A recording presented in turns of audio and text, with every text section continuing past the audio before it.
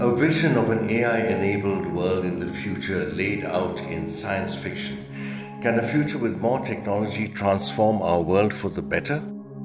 The right attitude is to think positively and to create this kind of new narratives across the boundaries. I think science fiction gives people this kind of cognitive flexibility and mobility to think beyond.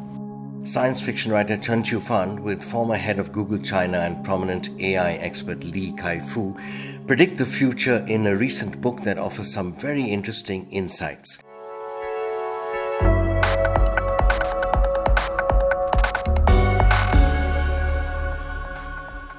I speak with award-winning science fiction writer Chen Qiufan, who has been called China's William Gibson, on hyperreality and the future of humankind.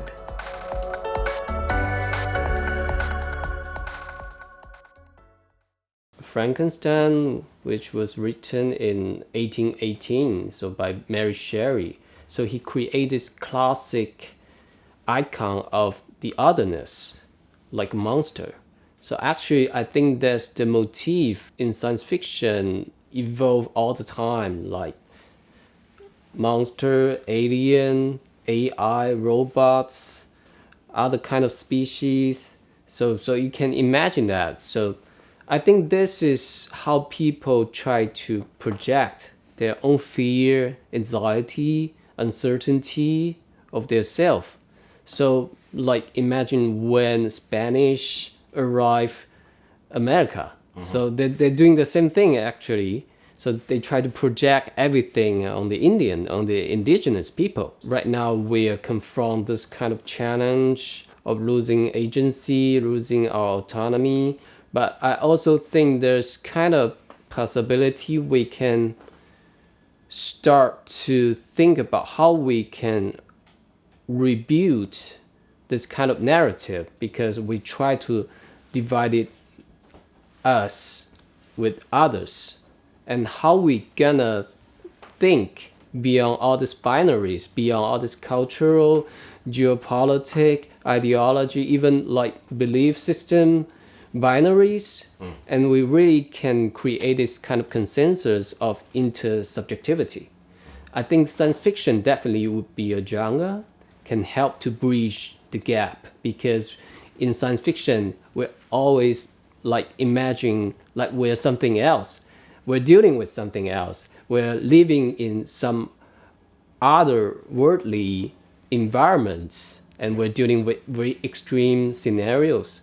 So that kind of thought experiments actually help people to really feel, to really live, to really respond to that kind of different scenarios in different perspectives. So I think science fiction gives people this kind of cognitive flexibility and mobility to think beyond. 2041, something which you've been talking about a lot. You sort of paint a future of increasing isolation, life run by robots and so forth, and human connections diminished, really. I wonder if you could elaborate a little bit on that. I think in AI 2041, we like try to imagine 10 different scenarios which human society might gonna co-evolve with technologies such as AI and robotics, etc. And I think the tendency of separating everyone and have them trapped in their own small information bubble is what's happening right now. So what we try to do is how we can leverage the advantage of technology to reconnect the people, especially in one of the story talking about the pandemic, which set in Shanghai, and it's talking about a girl who was totally traumatized by her childhood pandemic experience, and she's kind of afraid of stepping out of her small castle, an apartment. So how people like her boyfriend, her friends, and her family try to help her like to move out of her comfort zone. So they designed a game basically, and to help her step by step to build up this kind of confidence about, okay, right now we're sharing all this kind of information technologies, then we can living together with whatsoever virus, stay safe, but meanwhile we stay connected with the rest of the world. So I think that's what we try to picture and show to everyone. This is the direction we should fight for. What do you see happening to family structures in a world like that in, say, 2041 again? The tendency right now is like younger generation, like Gen Z, they are not intended to be trapped in a certain kind of relationship, like not to mention get married or have child whatsoever. So in the future, I'll say maybe it will be a commune, like people with shared value, with shared interest, they might co-living together, and like there'll be it would be some kind of retribalism, like people have like 6 moms, 7 dads, and they co-raising the children together and they teaching each other.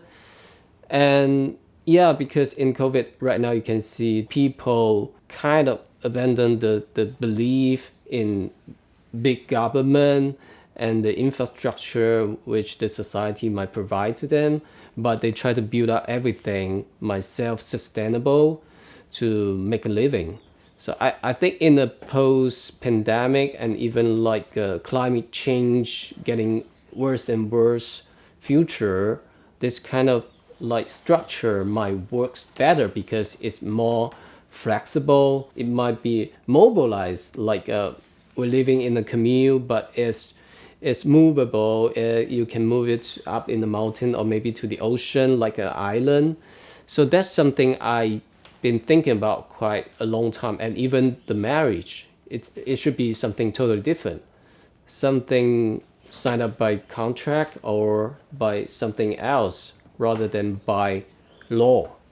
Do you think the proliferation and developments in AI will end up with human beings becoming sort of stupid and unable to manage their own lives without artificial help? As you can see from the animation War-E, so like because the technology becomes super advanced and humans are becoming lazier and lazier and become even fatter, so they can only be trapped in this kind of autonomous chairs and they floating around, but the rest of the earth is actually a trash dump. So they gotta move out of the earth and like living in a spaceship, and everything was taken care of by machines.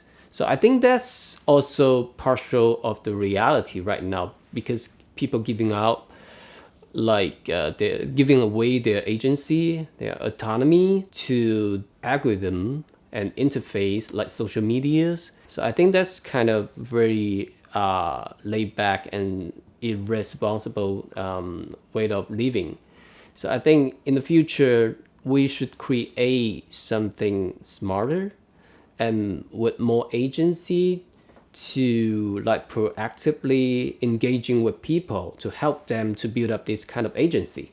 Because like right now everything you saw from internet, everything you read from whatsoever social media actually is filtered, altered and manipulated by the platform. And there are so many agenda, like political agenda, like ideology agenda, racism agenda as well.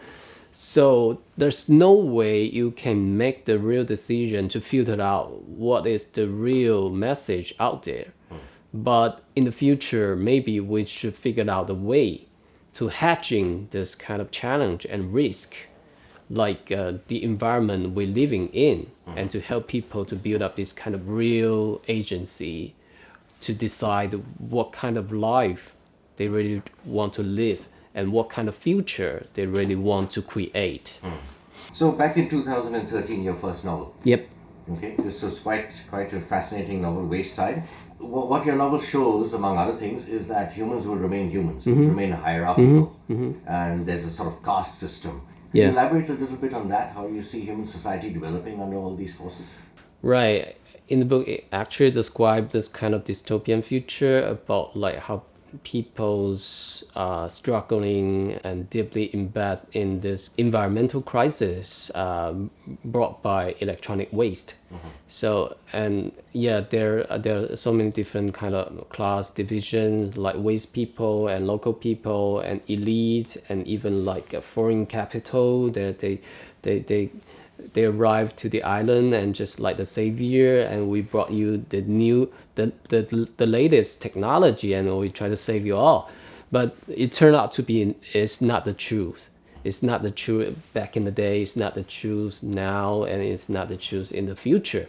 So I'm thinking about, yes, and there's some transcendence we have to make, not only like on social structure level, but also more importantly and more fundamentally is on our mindset. So because we have this kind of division between self and otherness, between the subjectivity and objectivity and everything, it brought us all this kind of caste and social divisions. So I think in the book, I actually describe a little bit of this kind of sheer hallucination, which triggered by a virus. A virus actually secretly developed in World War II. It's supposed to be used as a weapon, but somehow the tech company thinks there might be a bigger potential to be commercialized. So that's the starting point, how to merge human beings with technology together. Is kind of coexisting, co-evolving new species, which called cyborg. Could be a quite traditional term, but I think maybe in the future we might come up with something better. But this is something I totally believe in.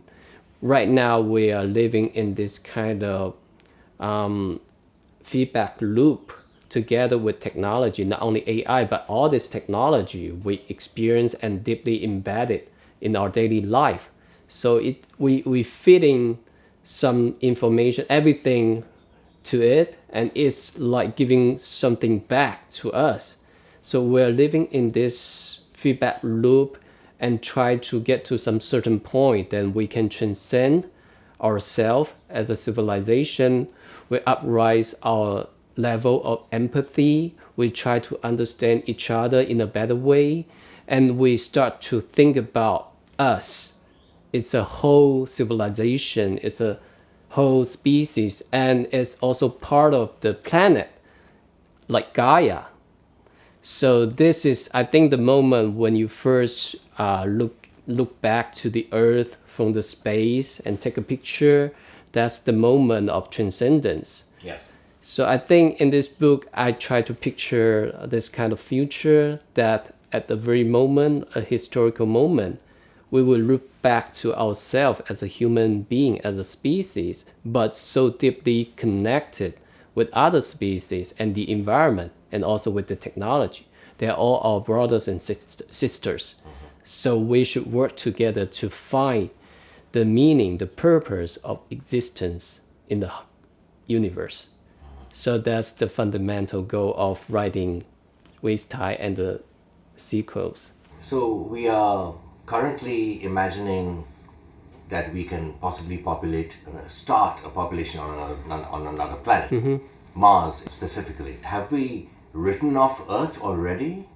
No. I think I totally agree with you. Like, if you look at what Elon Musk like bring to us, like, okay, like people gonna move to Mars and living like the rest of the population on Earth. So I think I just watched the movie like Don't Look Up. So that's something's gonna happen very likely. Like all this elite, they fly away and move to Mars or whatsoever other planet, leaving the rest of the population trapped. So that's what's gonna happen. But it's kind of irresponsibility for the humankind.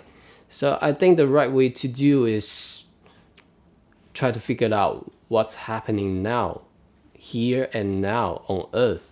So not to try to build up this kind of escapism fantasies to the people, like you, there's somewhere else, not in my backyard, but in someone else's backyard. This kind of principle is happen in electronic ways.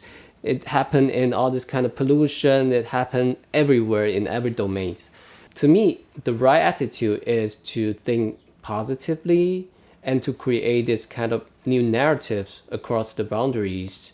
And this kind of consensus is about how human beings, we should together, like work together, we should reconnect, and we should come up with some new solution. You're an optimistic kind of person. Would you like to live in one of your books in the future? I am relatively an optimistic person, even though I wrote so many dark, dystopian, pessimistic stories. And I say, yeah, I would love to experience like many of my stories, and it's so diverse, it's totally distinguished from one another. And I think, yeah, that's part of life, that's part of our experience. So there's no choice you can make, what kind of family you were born and raised, and what kind of country and culture, for sure. So I think stories like science fiction story or other stories actually help us to expand our life experience and you can like transcend you to different kind of dimensions as well. Fascinating. Chen Qiufan, thank you so much for this conversation. Wonderful. Thank you so much. On the show. All the best.